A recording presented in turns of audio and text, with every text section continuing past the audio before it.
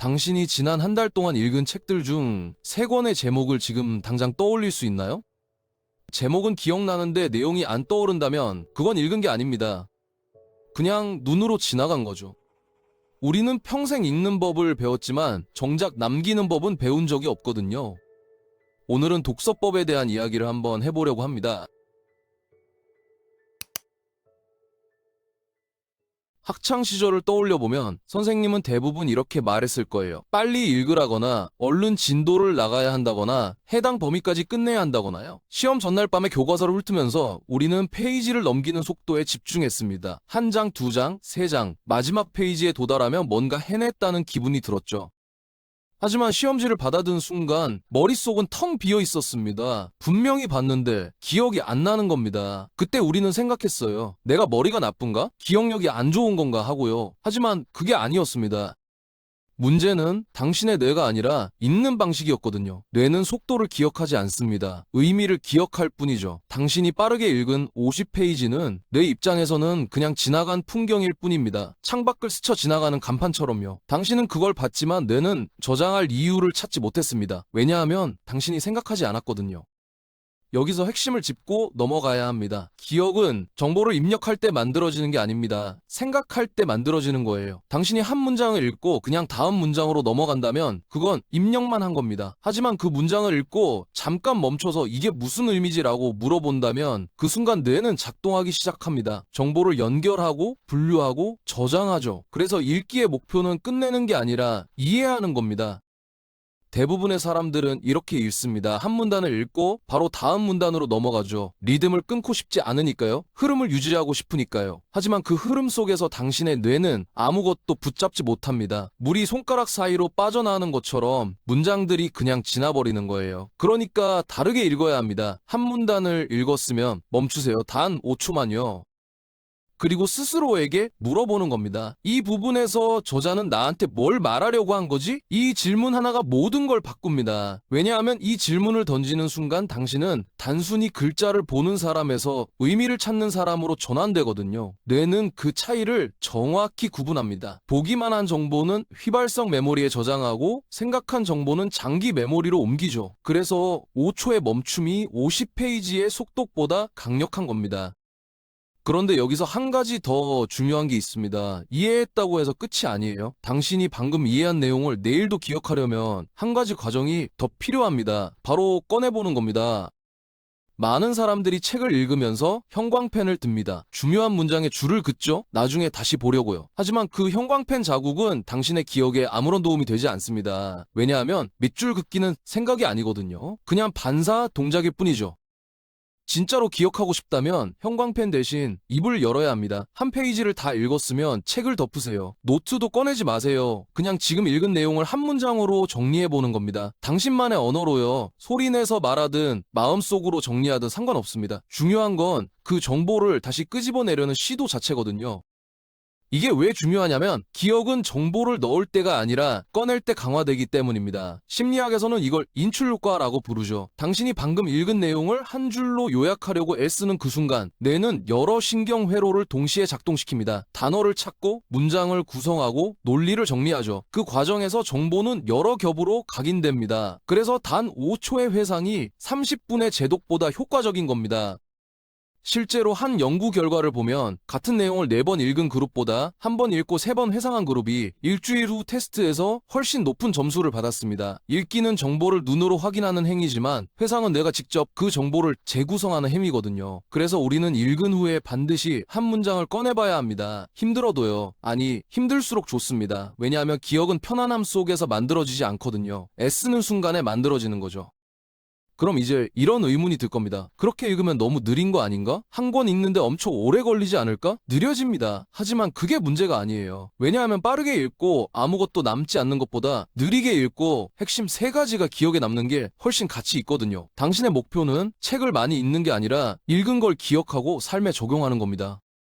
킴픽이라는 사람 이야기를 들어보셨나요? 영화 레인맨의 실제 모델이 된 천재였습니다. 그는 책을 한번 읽으면 페이지 전체를 사진처럼 기억할 수 있었어요. 단어 하나하나 쉼표 하나까지도요. 하지만 놀라운 건 이겁니다. 그조차도 그 정보를 실제 상황에서 활용하는 데는 어려움을 겪었다는 거죠. 왜냐하면 단어를 암기하는 것과 아이디어를 이해하는 건 전혀 다른 문제거든요.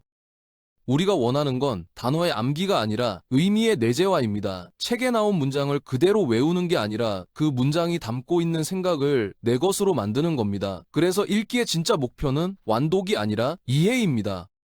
당신이 100페이지를 읽고 그중 10페이지만 완전히 이해했다면 그건 300페이지를 흘려 읽은 것보다 훨씬 의미 있는 시간입니다. 왜냐하면 이해한 10페이지는 당신의 사고방식을 바꾸지만 흘린 300페이지는 내일 아침이면 사라지거든요.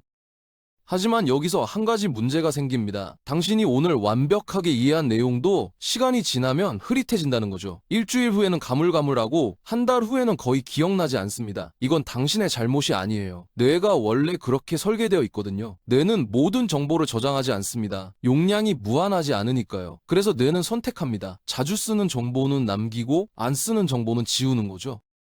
이걸 막으려면 뇌에게 신호를 보내야 합니다. 이 정보는 자주 쓸 거니까 지우지 말라고요. 그 신호를 보내는 방법이 바로 반복적인 회상입니다. 하지만 여기서 타이밍이 중요해요. 아무 때나 복습하는 게 아니라 뇌가 잊어버리기 직전에 개입해야 효과가 극대화되거든요. 우리는 10분과 24시간이라는 두 개의 타이밍을 기억해야 합니다. 새로운 내용을 배웠다면 10분 후에 한번 떠올려 보세요. 이때는 아직 기억이 생생합니다. 그래서 쉽게 떠올릴 수 있죠. 하지만 이 첫 번째 회상이 중요합니다. 왜냐하면 이 시점에서 뇌는 이 정보를 단기 기억에서 중기 기억으로 옮길지 말지를 결정하거든요. 당신이 10분 후에 다시 그 내용을 떠올린다면 뇌는 이렇게 판단합니다. 아, 이 사람이 이걸 또 찾네? 그럼 좀 더 보관해야겠어 하고요. 그리고 24시간 후에 한 번 더 회상하세요. 이때가 진짜 중요합니다. 왜냐하면 이 시점은 뇌가 그 정보를 슬슬 지우려고 하는 순간이거든요. 하루가 지나면 기억은 상당히 희미해집니다. 그래서 이때 다시 떠올리는 게 힘들죠. 하지만 바로 그 힘듦이 기억을 강화시킵니다. 당신이 애써서 끄집어낸 정보는 다시 선명해지고 더 깊은 층위로 저장되거든요.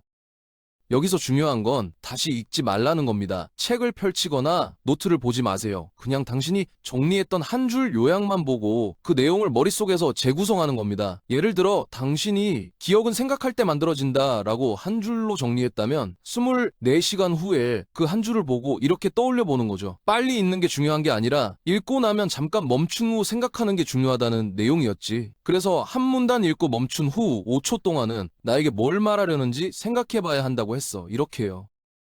이렇게 내용을 재구성하는 순간 당신의 뇌는 그 정보를 장기 기억으로 분류합니다. 왜냐하면 당신이 이틀 연속으로 그 정보를 찾았거든요. 내 입장에서는 이건 분명히 중요한 정보입니다. 그래서 더 안전한 곳에 보관하는 거죠. 이게 바로 10분과 24시간의 마법입니다. 당신은 단 2번의 회상만으로 일주일, 한 달, 심지어 1년 후에도 기억할 수 있는 토대를 만드는 겁니다. 많은 사람들이 복습을 할 때 책을 다시 펼칩니다. 형광펜으로 밑줄을 친 부분을 쭉 읽어 내려가죠. 하지만 그건 복습이 아니라 재확인입니다. 당신은 이미 아는 내용을 눈으로 다시 확인하는 것뿐이에요. 뇌는 아무런 노력을 하지 않습니다. 그냥 이거 봤었지 하고 지나가는 거죠. 하지만 회상은 다릅니다. 회상은 내가 직접 정보를 찾아서 끄집어내야 하는 능동적인 행위거든요. 그래서 힘들지만 그래서 효과적입니다. 그럼 정리해볼까요? 당신이 다음번에 책을 펼친다면 3가지만 기억하세요. 첫 번째, 끝내려고 하지 말고 이해하려고 하세요. 한 문단을 읽고 5초 멈춰서 저자가 뭘 말하려는 거지? 라고 물어보는 겁니다. 이 한 가지 질문이 당신의 뇌를 단순히 보는 모드에서 생각하는 모드로 전환시킵니다. 그리고 기억은 생각할 때 만들어지는 거죠. 두 번째, 한 페이지나 한 챕터를 다 읽으면 그걸 한 줄로 요약하세요. 형광펜 대신 당신의 언어로요. 책을 덮고 노트도 펼치지 말고 그냥 머릿속으로 또는 소리내서 한 문장을 만들어 보는 겁니다. 이 과정에서 당신은 정보를 다시 끄집어내는 거고 그게 바로 기억을 강화하는 핵심입니다. 읽기만 하면 휘발되지만 회상하면 각인되거든요. 세 번째, 10분 후와 24시간 후에 그 한 줄을 보고 내용을 떠올려 보세요. 다시 읽지 말고요. 당신이 정리한 한 줄 요약을 보고 그 뒤에 숨어있는 내용을 머릿속에서 펼쳐보는 겁니다. 처음에 쉽겠지만 24시간 후엔 좀 힘들 거예요. 하지만 바로 그 힘듦이 기억을 만드는 겁니다. 당신이 애써서 끄집어낸 정보는 더 깊은 곳에 저장되거든요. 이 세 가지는 복잡한 기술이 아닙니다. 그냥 내가 정보를 저장하는 방식에 맞춘 순서일 뿐이죠. 뇌는 속도를 기억하지 않고 의미를 기억합니다. 뇌는 입력을 기억하지 않고 회상을 기억합니다. 뇌는 한 번 본 걸 기억하지 않고 반복적으로 찾은 걸 기억하죠. 그러니까 우리는 뇌를 억지로 바꾸려고 하면 안 됩니다. 뇌가 선호하는 방식으로 협력해야 하는 거예요. 당신은 지금까지 읽는 방법은 알았지만 기억하는 방법은 몰랐을 겁니다. 학교에서도 직장에서도 아무도 가르쳐주지 않았거든요. 그저 많이 읽으라고만 했죠. 하지만 이제 알게 됐으니 다음 페이지부터 다르게 읽을 수 있습니다. 속도를 줄이고 생각을 늘리고 회상을 반복하세요. 그러면 당신이 읽은 문장들은 더 이상 사라지지 않습니다. 당신의 일부가 되거든요. 그리고 한 가지 더 말씀드리고 싶은 게 있습니다. 기억의 목적은 암기가 아니에요. 시험 문제를 맞히려고 외우는 게 아니라는 거죠. 진짜 목적은 당신이 배운 걸 삶에서 쓰는 겁니다. 문제를 만났을 때 해결 방법을 떠올리고 선택의 순간에 더 나은 판단을 내리고 대화 중에 적절한 아이디어를 꺼내는 거죠. 그게 진짜 기억입니다. 그래서 당신이 한 달에 10권을 읽고 아무것도 기억하지 못한다면 그건 0권을 읽은 것과 다르지 않습니다. 하지만 한 권을 읽고 그중 핵심 3가지를 완전히 내 것으로 만들었다면 그건 당신의 삶을 바꿀 수 있는 3가지를 얻은 겁니다. 책장에 꽂힌 책권 수는 아무 의미가 없어요. 당신의 생각과 선택을 실제로 바꾼 문장의 개수가 의미 있는 거죠.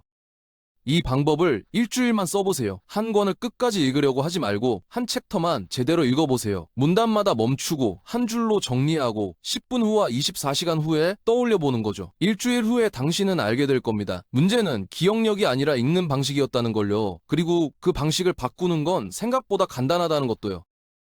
영상을 여기까지 본 당신은 자막을 쭉 읽어왔을 겁니다. 그럼 이제 이걸 해보세요. 5초만 멈추고 물어보는 겁니다. 나에게 뭘 말하려고 한 걸까? 그리고 한 문장으로 정리해보세요. 당신만의 언어로요. 그 순간 당신은 이미 다르게 읽고 있는 겁니다. 기억이 남을 수밖에 없는 방식으로요. 오늘도 끝까지 함께 해주셔서 정말 감사합니다. 당신의 변화는 이미 시작됐습니다.